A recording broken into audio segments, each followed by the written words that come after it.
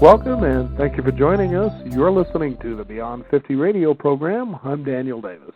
On the program today, we're going to be approaching something that a lot of people are longing for, and that's the spiritual journey to find out peace and to answer those wonderful questions that we tend to pursue that seem so elusive.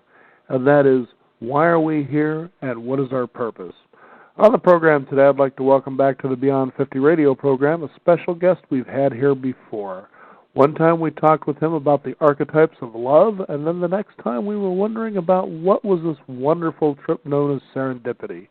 Today we're going to be talking about his new book, it's Spiritual Hunger, and I'd like to welcome to the Beyond 50 radio program our guest, Mr. Alan Hunter. Alan, thank you for joining us again.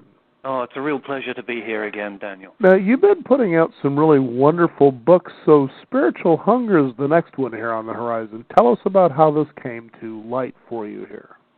Yes, the spiritual hunger, I think, is something that needed to be addressed because so many people suffer from it. So many people around us seem to be a little bit lost and definitely hungry for real meaning in their lives rather than the sort of meaning that is derived from either buying things or collecting things or engaging in what we might call compulsive activities.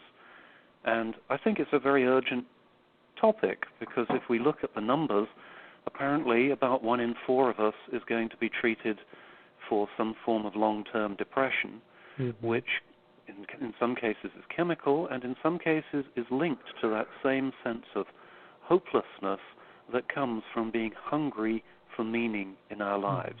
In other words, spiritual hunger. Now, I know, especially in America, we couldn't need something like this more because I know one of the things that I've noticed over the years as I've been broadcasting is I've had wonderful spiritual leaders and teachers on the program. That, to me, in itself, sort of says there's a hunger for this thing known as spirit and how is it expressed by different modalities, approaches, and so forth. I mean, there's a lot of paths out there.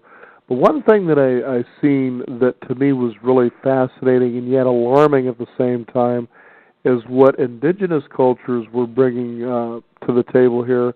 And it made me aware that in America, one of the things that are sadly lacking is rites of passage and ritual. I mean, they're superficial when you think about what it is we have here. And that's a lot of what your books talk about, especially when you were talking about the path to serendipity. You realize, wow, as you read something like this, that you talk quite a bit about things such as ritual and sort of like that search for the golden fleece, if you will. And you wouldn't have expected something like that in a book with that sort of a title, but sometimes, or in most cases, a quest like that really is, being like Jason, if you will, and his Argonauts. And that it takes the kind of perseverance and courage to go after something, like, for instance, serendipity, or in this case, the spiritual awakening that we yearn for. Absolutely.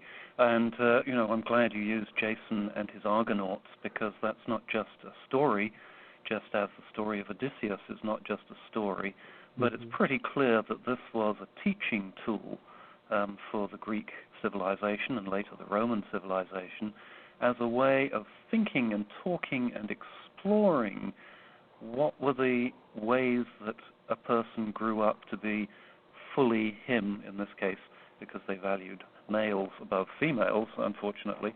What was it that a man had to face?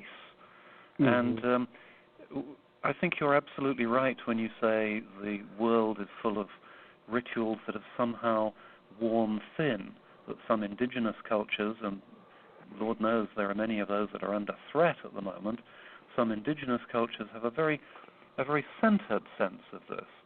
So I'll give you, if I may, the example with which I start off the book. Yes, please. And that is, I start off the book with a real story by a gang member called Monster Scott Cody, who has some notoriety, and he describes how at the age of 11 he graduates from junior high, and he puts on his robe and he walks across his stage, and he's patted on the back and shaken by the hand by the teachers, and it means nothing to him. And then later on that night, the people who are grooming him to get into his neighborhood gang, put him in a car, take him to a neighborhood of the rival gang, and give him a shotgun, which he then fires at short distance into a crowd. He fires it 8 times into a crowd of rival gang people.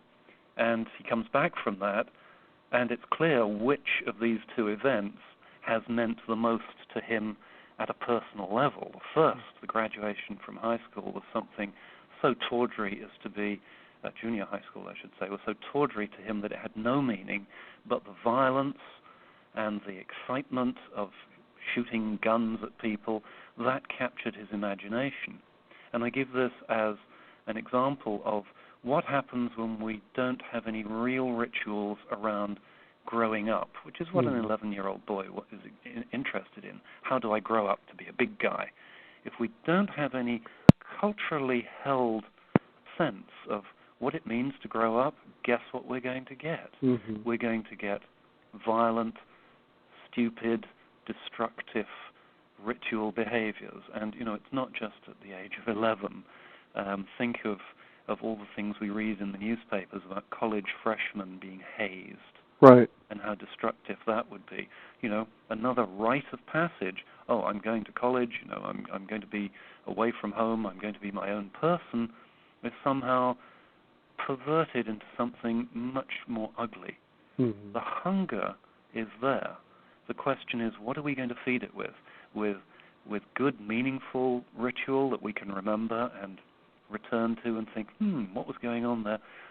Or is it going to be the sort of ritual that leads us to destructive actions where we see other human beings as less than ourselves? And that's the difference, really. A good ritual... No, go ahead. I was going to say, a good ritual is complex and subtle and reveals, the wondrous mystery of our world. A bad or a destructive ritual, quite simply, asks us to look at things in a much more simplistic way and indeed to dismiss the wonder that is our world. And that's kind of the acid test right there. It seems, too, that as you read in Spiritual Hunger, is that ritual is so vital because it really removes you from the potential consumerism that a person begins to feel from the dissatisfaction that somehow that's been not necessarily stripped away or withheld, but just missing. Yes. Because a lot of people, they'll say, I feel like this has been taken or stripped, but the truth is, how is that possible if you never really felt or knew that it existed in the first place just through practice? I mean, this is tradition we're talking about here. Yes. Oh, that's a beautiful way to put it. It's hard to miss something if it's never been there. Right. But we do feel the effects of that emptiness. And really that's it. I mean, rituals in earlier cultures, in our earlier cultures, whatever they were always an expression of a connection to something bigger than me. So let's take a basic ritual of going to chapel, to going to church, going to temple. There is always a sense there, and admittedly not so many people do these things these days, but there's always a sense there of the individual connecting to something larger, whether it's community or to a whole area of belief which includes a divinity. And that is in some ways what we need to counterbalance our egoism. When we substitute the Sunday trip to chapel to the Sunday trip to the mall, it's a similar ritual, but there only the individual is getting the goodies and saying, "Ooh, I'm a real person now because I own a huge widescreen TV. Ooh, that puts me ahead of everyone else." No, I like widescreen TVs; they're fine, but they're not really going to give me a meaningful way of seeing myself in terms of where am I in relationship to eternity. And that's the question we all have to address sometime before we die. I know there was a program I was watching, this was quite a long time ago, and it was talking about, for instance, in Asia where there was a difference between, or let's just call it a gap. There were children and then there were adults. And it was a country that was so poor, what was happening is that they were actually, had eliminated the, the preteens and teenagers from this area because the poverty was so bad that they were actually selling these children, mostly girls, into the brothels, into prostitution for money. And they said, this is a real harsh gap because you're looking from children to adults. There's no middle way right there that is so necessary to show these youngsters, through example, of how to become from children to adults. And what's alarming about that is there are a lot of almost those same things happening, and I use the United States because it's what I'm familiar with, of that happening again. And when you started this show, you talked about that almost very same thing. Here was, this young man insignificantly graduating from junior high school, or, let's say it could even be high school, for instance, but goes into a group of young men and already is forging a life that has really no significant opportunity whatsoever in the long term. It's very short-sighted. But that seems to be, you almost want to call it an epidemic, and you have to ask, why is that? It's a very good question. I guess if we had an answer, then things would change. If we had an easy answer, because all cultures are slightly different. And I perhaps could respond to that by saying that, in Europe, before the discovery of the United States, the idea of young adulthood was almost entirely missing up until about 1500. One was a child, and then suddenly, bang, one was expected to behave like an adult, except in smaller size. And so childhood was something that perhaps, or adolescence, was something that only rich cultures could afford. And the very rich would give their princes, and never their princesses, of course, but they would give their princes and their young lords a chance to explore who they were in different ways, such as sending them on tours of the country. So what we see when we look at the things you've just described is that when the money runs out, when the opportunity runs out, the chance for self-development is also suspended. Now, we're in a slightly different situation because we've plenty of money here in the United States. It may not be evenly distributed, but there's plenty of it, and one can usually manage to get by without starvation, which is not true in, say, India, where children are sold into brothels. So one can usually survive fairly well, but in some ways it's because there is so much money and the toys shine and glitter so enticingly, and we're bombarded with so many suggestions as to who we should be, which hang around purchasing this, that, or the other product, even if it's something like getting a new body by signing up for this gym and taking these hormones and these steroids, etc. We are so bombarded with that we've tended to lose sight of the essential component, which is right there in the middle of life. We have to work out who we are, or we can't really be particularly well placed to decide where we're going. Now, when you began to write this book, what was tugging at you that moved you in this direction? Oh, well, I teach in a college. I'm a professor of English. Well, that's a good reason for a book on spiritual hunger, Here I am ready to go out into the world. I'm $100,000 in debt and student loans, and it's hopeless for careers, for instance. Oh, my goodness. Precisely. So, in some ways, college, which ought to be an opportunity to think differently and think outside the box and make decisions, because it's so fraught with, I have these huge loans to pay. Many of my students, I find, they go to class, they take their notes, they want to pass their courses, and then they jump in their cars and they go to one of 2 or 3 part-time jobs so they can pay for their coursework. And there's nothing wrong with that. But sometimes it means that the student doesn't have the chance to explore what a course might actually mean. Right. The student has a chance to memorize and pass standardized tests, but perhaps not do the spiritual work that is involved in asking questions that have no easy answers.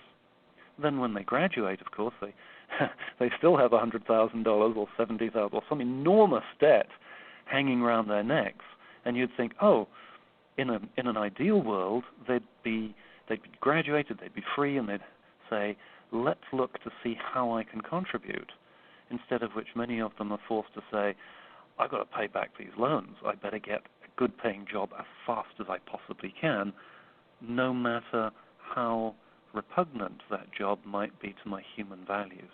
Mm-hmm. And I see this all the time. People take well-paying jobs, and I say, really? You do that? Doesn't that give you a few sort of ethical questions? Well, the pay is good. Mm-hmm. And I can't combat that. I mean, I'm in no position to judge someone who is in that kind of a vice-like grip. I can only say, I think the purpose of education, in at least one of its directions, has perhaps not been achieved, and that spiritual hunger will hang around forever. And you bring up something I think is would be pretty astounding for the viewers to really consider here, as you brought up the college scenario, is that it seems that everybody's in a big hurry for children once they're born to grow up. Yeah. And that there has become almost this industrialized process of doing it. A child doesn't get a chance to play, it seems like. It's immediately put into school, taught you need to get through school to graduate, that from there you need to get into college, and from there you need to get a good job. And you hear the same, excuse me for saying, garbage from our politicians. And literally, you might as well just put a piper right there out in front and lead them right to that cliff and just start playing the song, because it's really becoming sad, because once they pass that threshold, then it's almost as though the adults have stood by and said, I know you've fallen, I know you're down there deep off the cliff, but really it's up to you because you sort of made that choice in the first place. Mm. And you can almost see where this longing or yearning for, it's almost as though the question is, where did my guidance when I came into this world go? And you do have a chapter that talks about rituals and myths that have lost their power. In fact, that's the exact title. Talk about that a little bit. Yes, well, I think your comparison there to lining people up behind the piper and have them plunge off the cliff. Pink Floyd was right in the wall. Throw them through a meat grinder, grind them out, and see which ones come out looking the best. Well, it does make you wonder. And this is a very real problem, because it's actually built into our society like those bricks in the wall. Mm-hmm. We are expected to toe the line, to go through college or go through school and go through high school and then go to college and then emerge at the other end and get these jobs. And the whole business of whether we're allowed to pause and wonder or change direction is really rather frowned upon. Now, mm-hmm. My daughter went to Harvard. She was very fortunate. She got a scholarship there, thank goodness, or we couldn't have afforded to send her. Right. And when she got there, she was expecting lots of interesting, stimulating, wonderful people. And she talked to us in the first year quite extensively. She said, none of the people I seem to run into, with very few exceptions, are even remotely interesting. And she said, and it's because, wow.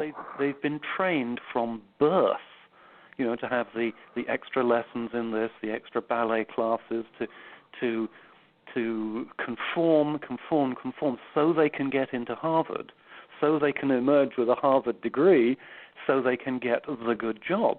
And we spoke frequently throughout her time there, and she said, well, many of them are going into jobs saying, this will pay me a lot of money. And I thought, wow, these are the bright, or some of the brightest and best, at least, in this country, perhaps in the world, and yet they are, in many cases, turning out to be the cookie cutters who went into Wall Street banking and the debacle that we've just seen over the past few years there. And I'm saying to myself, Isn't that interesting? And isn't it even more interesting that people like Steve Jobs didn't finish college? What was it that remained intact in his mind that was drummed out of these other people? And I think it's that ability to wonder, to ask questions, and ask questions of oneself, such as, well, what really makes my heart beat faster?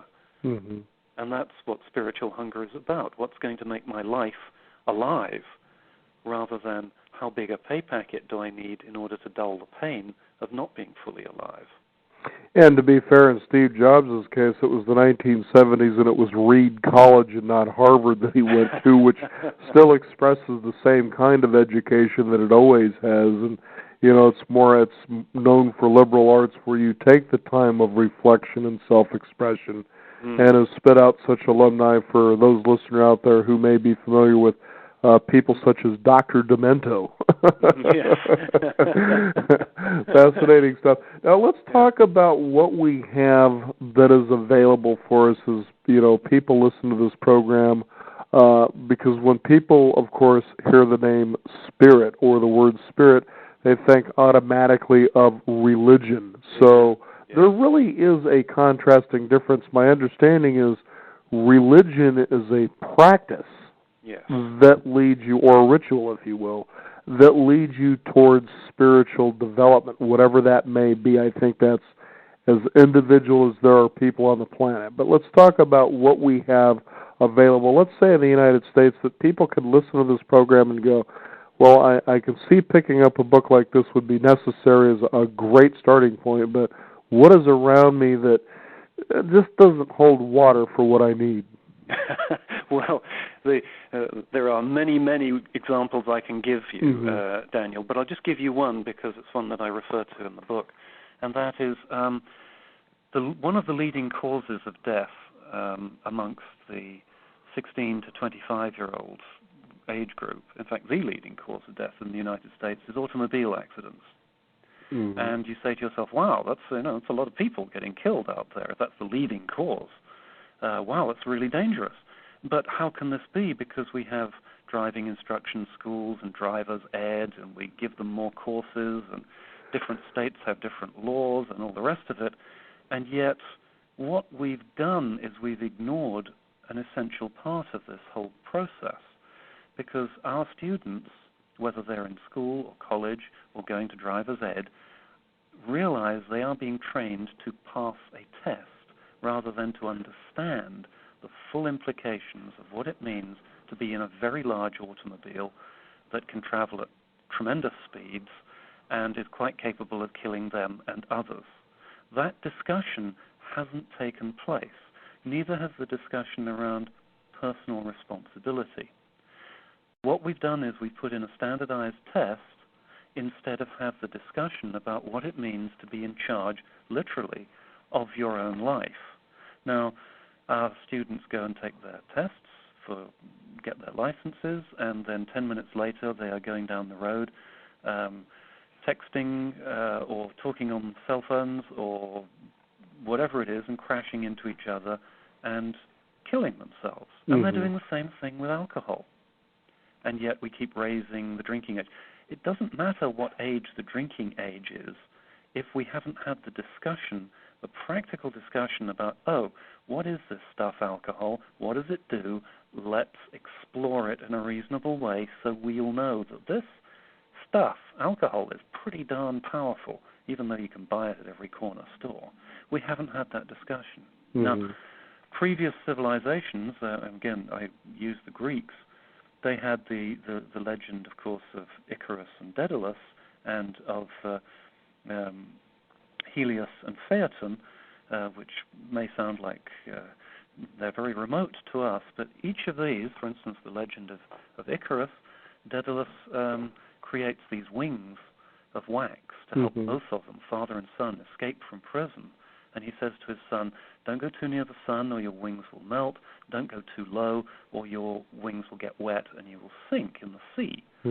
And what he doesn't do is he doesn't take the time to look at his son, Icarus, and say, you ready for this? because, of course, the moment they take flight on these wings, Icarus goes too high, his wings melt, he plunges into the sea. There is no corpse to bury, which is a terrible thing to the ancient Greeks. That meant that the ghost would roam the earth forever. Mm-hmm. Now, that's a story that we've all perhaps heard in one form or another. And we say, well, it doesn't apply to me because I'm never going to put wings of wax on my back. And yet, it's a metaphor that says, look, the new generation is going to try out our new creations created by the old generation, whether it's the computer games or the new technologies or whatever it is. The new generation is going to try this stuff out, and they're not going to listen to us unless we prepare them a little bit with a sense of their own responsibility. And if they don't listen to us, what do we get? Well, there are clinics now, especially in Asia, which are designed simply to treat teenagers who are addicted to video games. Right. Addicted to video games. They cannot stop. They will play video games until they collapse, and in some cases, actually die right there in the mall, which is selling them time on these machines. Now, video games are wonderful, but they were not created by the teenager, perhaps. They were created by adults who have not yet had a chance to think through, how is this going to alter our world? Because the adults are saying, hey, it'll make me a bundle of money. Terrific. Mm-hmm. That is the discussion that is missing. And this is a long answer to your question, Daniel, I realize that. But I think it is not a simple question. You see, when we start talking about rites of passage and maybe even turning something as simple as a driving test into something that involves the child and the parent, or the parent substitutes, whoever they are, in a more meaningful dialogue about power, responsibility, and what that truly means, until we can get to that point, we're going to be killing our young people on the roads at the same rate as we are now. Why can't we do that in schools at a meaningful level, rather than sending our 15-year-olds off to the pool where the driver's ed instructor will stick them in the chair and show them what they need to do a three-point turn? There's a difference between technique and ethical responsibility. It's the ethical responsibility for themselves that is not getting discussed here. And it could just be a very short discussion. It's not happening. As a professor, what have you seen, if I'm sure you have, the changes in your students over the years? Yes, I've seen students who feel increasingly remote from anything that they study.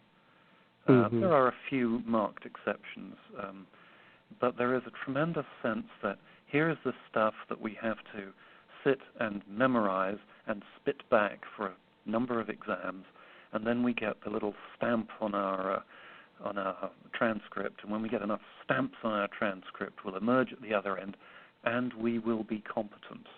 Mm-hmm. And the trouble with that is that they may be competent theoretically, but are they able to use that competence? I work with a lot of nursing students, actually. I teach writing for self-exploration to nursing students, and many of them say exactly that. They say, boy, in this class we get to explore what we think is going on and what's important. When we're doing our nursing courses, there's no time for that. Now, they're very well taught in their nursing courses, don't get me wrong. We have one of the best programs on the East Coast at Curry College, and yet sometimes some very important things are missing. If you have a nursing student who has not had a chance to practice being empathetic with a patient, you have someone who knows all the theory and not nearly enough of the practice. Same thing goes for every student. How are we going to take what we know and apply it in a responsible way so we can make our world a little better rather than making me a little richer? Right. Now you see, you go to school because we just we're supposed to do this. This is supposed to be the right way to go. And you know, I remember questioning this even as I was young and in early grade school, and I fortunately had a mother who dropped out of school. She had to out of necessity at the age of 16 to have me. And it seemed to me that she was a lot smarter than a lot of teachers that were allegedly teaching me how to become smarter about a lot of things. And one of the things that had happened over my particular lifetime is, and this was an expectation of mine that was given to me, and that is I felt that I was expected to leave the house by the time I was 18. That's the time that you become legally an adult in the United States. Now, I was just recently in a conversation with somebody, and you know, listening to the challenge they have with their own child, and I said, well, I'm listening to you, and this is what I'm hearing, and that is that until you feel safe, that this child doesn't stand a chance really to be out on their own until you teach these adult skills, and this is a child that's in their teens now. And they got rather upset and said, well, you know, you were just expected, so you said, to leave the house by the time you were the age of 18, as though that was a bad thing. And I said, you know, I haven't really went to my parents for anything since that age. Very, you know, and I can't imagine a parent, especially in the United States today, that wouldn't like to have that experience, that their kid is out of the house and taking care of things on their own and barely asking for a dime. And I said, you might want to really consider that. But the point being is this: because in grade school that was an earmark, if you will, that was a rite of passage in its own thing that made me really start thinking about things such as when I become adult, you know, when I need to do the things that will sustain me, such as getting a job, looking at a job, for instance, in ways that provides a life of the basic necessities and then the other things. So you really start thinking through these things and really observing things around you. Now, college, I found, was something that I enjoyed. I certainly didn't take a single student loan out for anything because I didn't find that necessary. But also in my day and age, it was available, but it wasn't pumped at you like a sales tool like it is today.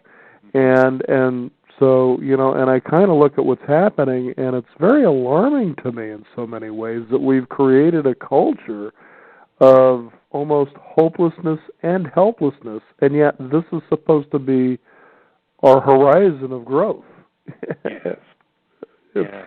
Like we've said earlier in the program, there really is no easy, quick answer to this.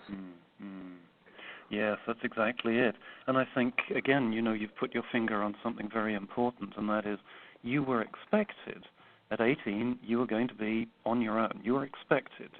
And that was, for you, something you thought your way towards, you strategized around, and actually it was a point of pride, I'm sure. When Hey, I'm doing this. I could hear in your voice when you said, you know, I didn't feel it necessary to take on a student loan. I thought, oh, hey, you know, here's a man who took his own way and is proud of it and is empowered. And that's the important thing, because by taking opportunities for life tests, as it were, away from teenagers, however kindly that is meant, in some cases we disempower many of our brightest and best young people. And as I say, I see many of my students who live at home, and when they come to college, they don't live in the dorm. They live at home, and they come from home, and then maybe before they graduate, they get married, and they still live at home. And I'm saying to myself, goodness, perhaps this whole business of breaking away from the family and finding one's own way of doing things has changed, or perhaps it hasn't happened at all. And in some cases, I'm sorry to say, I don't think it has happened.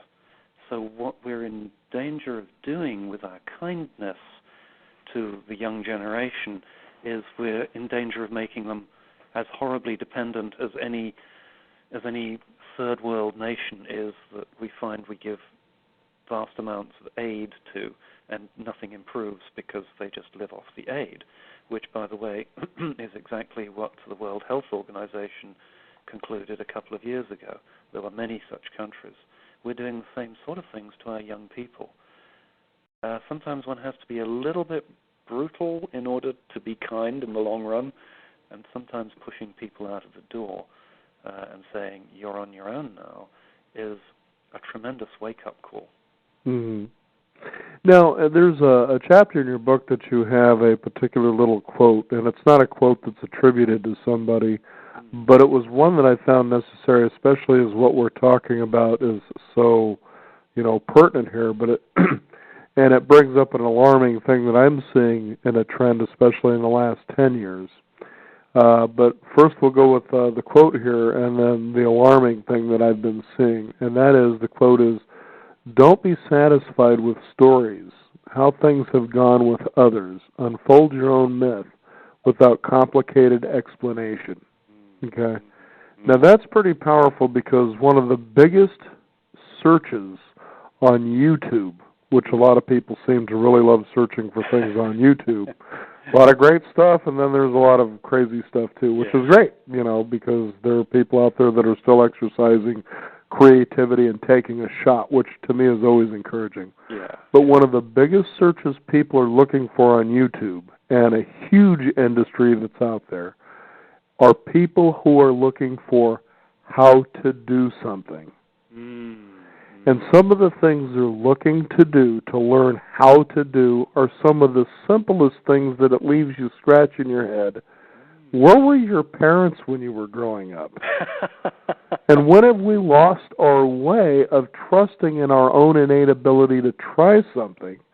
And if it doesn't work, think our way through that and try something else until it does. People seem to also be quitting before they give their chance to succeed at something, but yet, this is what we're told is how you set goals. But do you see what I'm getting at there? Yeah. And your book really addresses a lot of this throughout the whole thing, to really make you start reflecting and thinking about these things.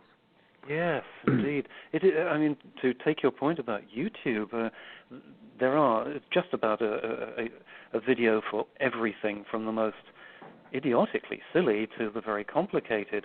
But it does ask the question, well, where were the parents? Where were the brothers and sisters? Where were the people one learned practical things from? And it sounds as though that's something that is missing for many, many people. Perhaps they're spending too much time in front of the television, or perhaps it's because mom and dad now are out there working so many hours, they don't have time to do those practical things, simple practical things with children that can be so wonderfully empowering. And I suspect there's a little of both there.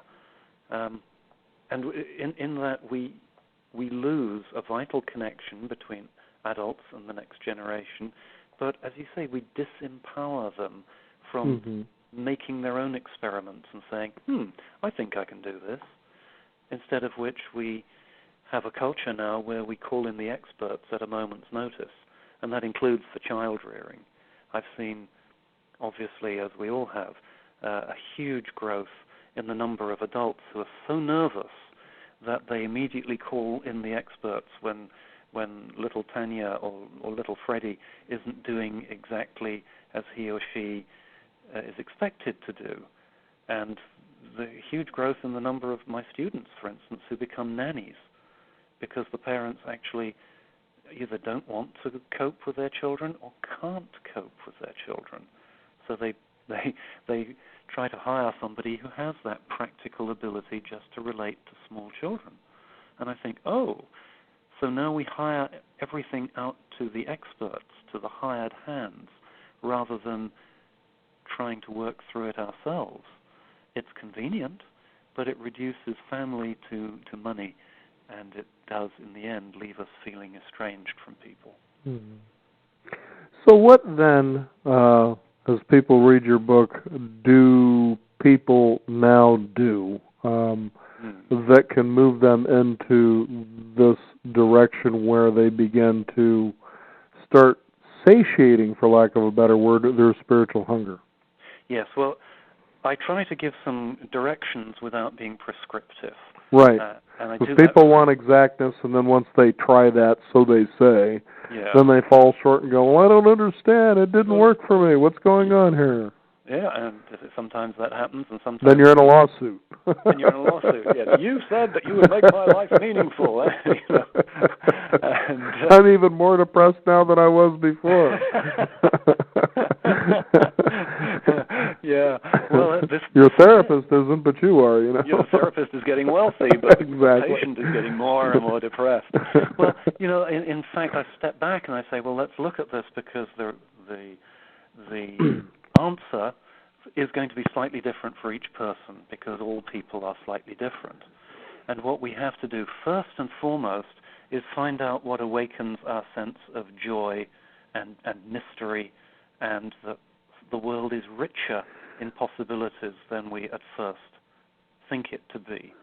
And that is best done in exactly the way you described, where people are trying things out that they now go to YouTube videos to find out about, when they are playing with ideas, when they're playing with artists' materials, when they're digging the garden, when they are in a space of experimentation that has nothing to do with the job or the college or earning money, when it's a space of play and wonder.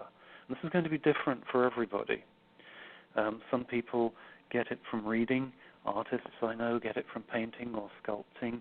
But you don't have to do any of these things. Sometimes the very best thing you can do, as Maya Angelou suggests, is just sit and be and listen. Mm-hmm. And that's wonderful advice. Sit and be and listen. And then you will hear what is authentic within you that is telling you which direction you need to go in. And so here is what I suggest at the end of the book. I suggest that all of the ritual behaviors we can observe around us, all of the healthy ritual behaviors we can observe around us, are in fact connected to the idea of the 6 archetypes, which you mentioned right at the start of the show. Mm-hmm. So when we go to a baby shower, and I've had occasion to talk about baby showers with various people in the past few days, when we go to a baby shower, it's not about who can buy the most